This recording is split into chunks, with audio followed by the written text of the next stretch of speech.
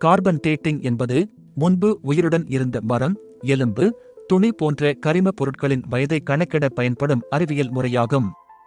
இந்த முறை சுமார் 60,000 ஆண்டுகள் வரையிலான பழமையான பொருட்களுக்கு துல்லியமாக செயல்படும். நாம் சுவாசிக்கும் காற்றில் 2 வகையான கார்பன் உள்ளது. கார்பன் 12, இது சாதாரண கார்பன், நிலையானது, ஒருபோதும் அழியாது.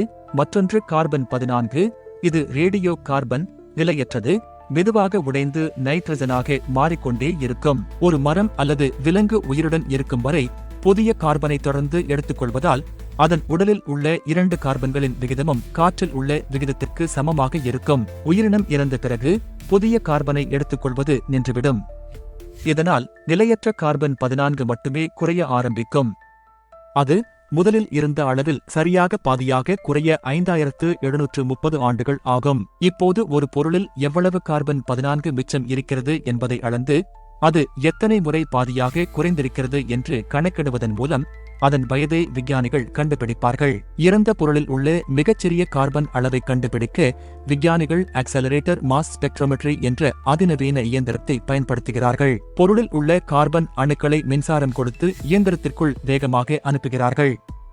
இயந்திரத்தில் உள்ள சக்தி வாய்ந்த காந்தங்கள் இந்த அணுக்களை அவற்றின் எடையை பொறுத்து தனித்தனியாக பிரிக்கும்.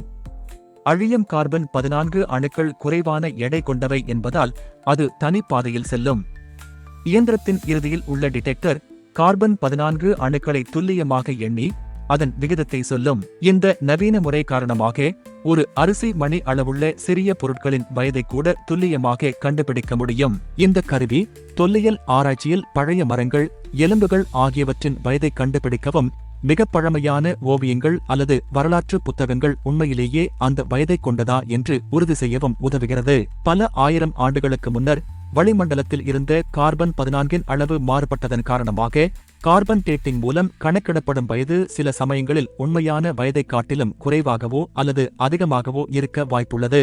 இதை திருத்துவதற்காக விஞ்ஞானிகள் சரியான வயது தெரிந்த மிக பழமையான மரங்களின் வளையங்களை பயன்படுத்துகிறார்கள்.